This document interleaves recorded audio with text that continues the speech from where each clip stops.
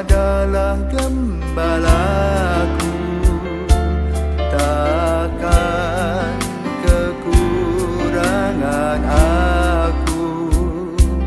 Ia membaringkan aku di padang berumput hijau. Saudara-saudari yang terkasih di dalam Kristus, selamat pagi. Salam jumpa lagi dalam Sabda Siap Saji. Jumat 15 Maret 2024, hari biasa pekan keempat Prapaskah. Marilah kita berdoa dalam nama Bapa dan Putra dan Roh Kudus. Amin.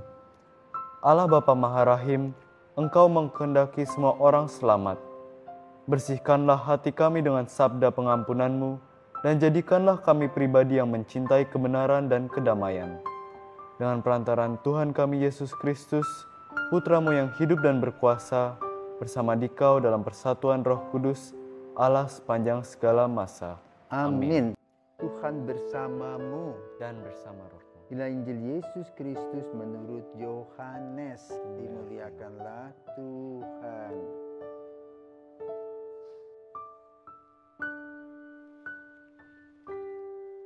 Yohanes bab 7 ayat 1 sampai 2, ayat 10, ayat 25 sampai dengan 30. Yesus berjalan keliling Galilea. Ia tidak mau tetap tinggal di Yudea, karena di sana orang-orang Yahudi berusaha membunuhnya.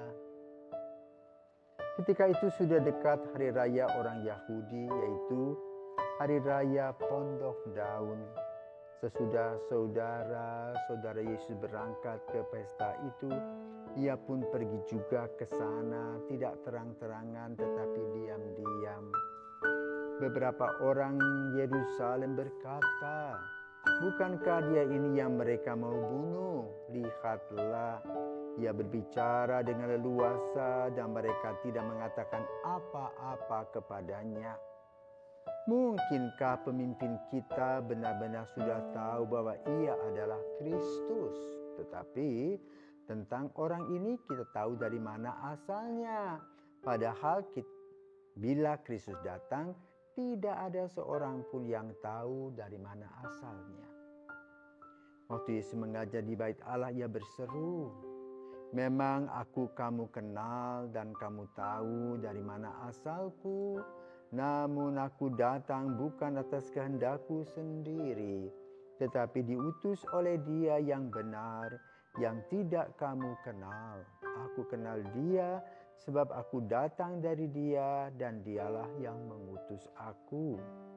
Mereka berusaha menangkap Yesus, tetapi tidak ada seorang pun yang menyentuh Dia, sebab saatnya belum tiba.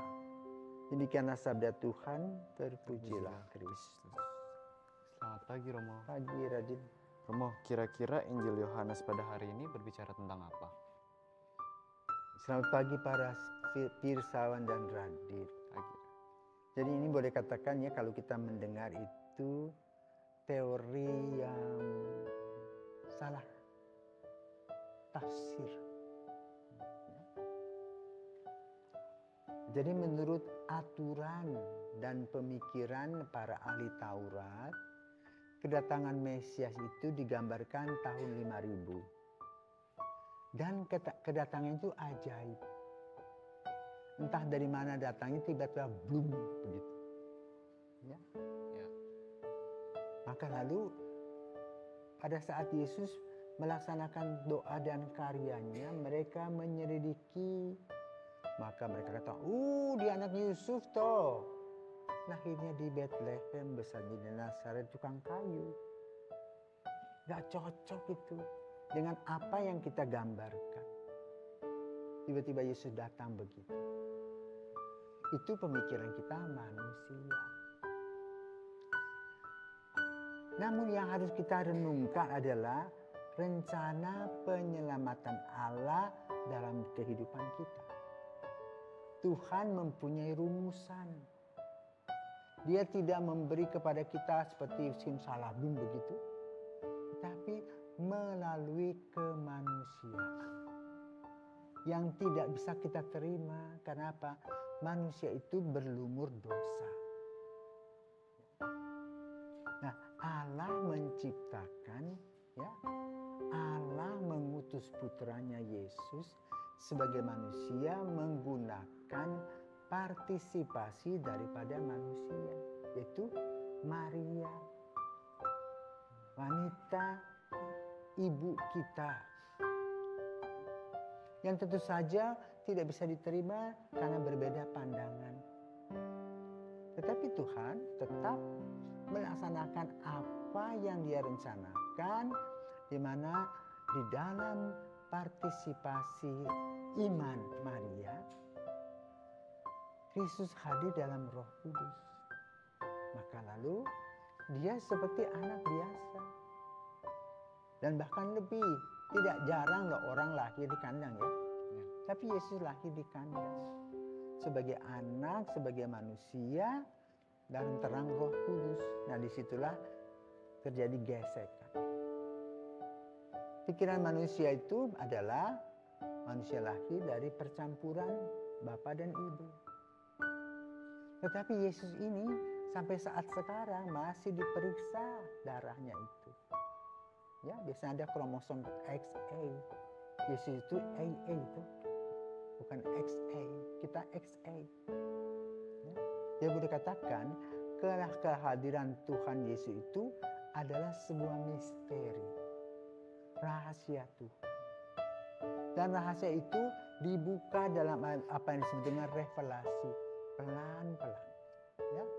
Ketika Yesus mengumpulkan para murid, mereka belum membahas tentang Yesus lahir di kandang. Mereka ikut-ikut saja.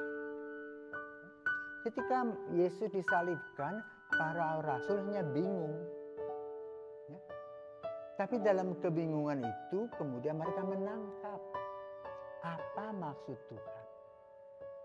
Yang kemudian di-sharingkan, ya, oleh para rasul. Karena itu iman kita berdasarkan iman para rasul akan wafat dan kebangkitan Yesus. Itu misteri yang dibuka. Baru setelah beberapa waktu Yesus wafat, bangkit, menyelamatkan, lahirlah kelompok-kelompok Kristiani yang kemudian flashback ke belakang, melihat. Seperti para pengarang Injil.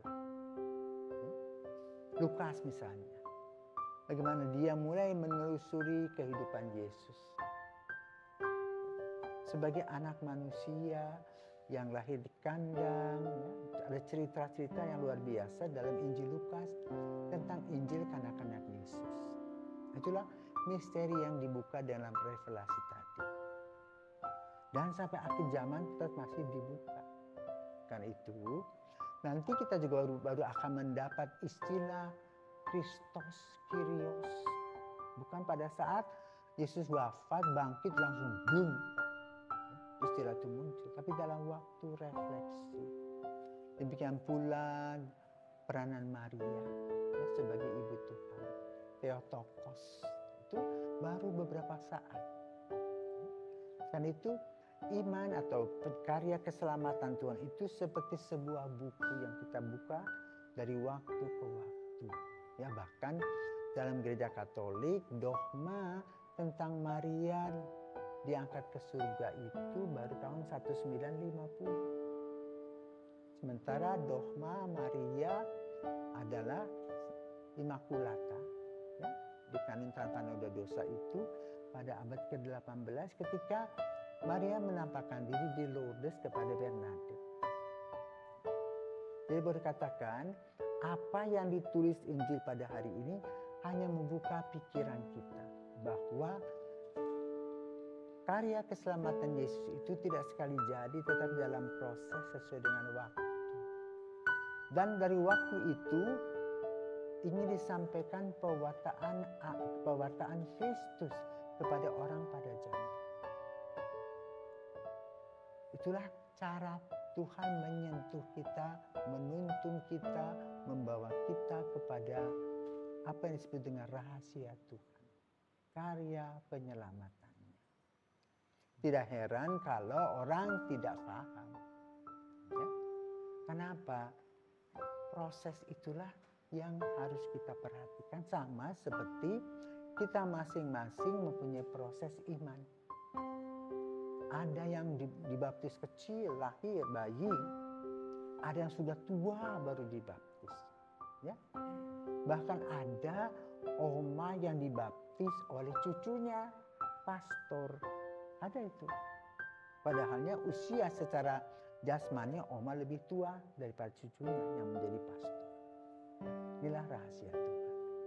Maka kita pada hari ini dalam Injil diajarkan untuk melihat kembali ya, misteri Allah yang sangat luar biasa, yang perlu kita renungkan apa maksudnya untuk kita. Sehingga kita menjadi dewasa di dalam iman dan tidak menggerutu saja seperti yang tertulis dalam Injil. Menolak apa yang Tuhan kehendaki. Ya sama seperti kita tidak mempersoalkan, Radit kok lahir laki-laki, kenapa tidak perempuan? Ya, itulah rahasia Tuhan. Dan kamu menikmati saja.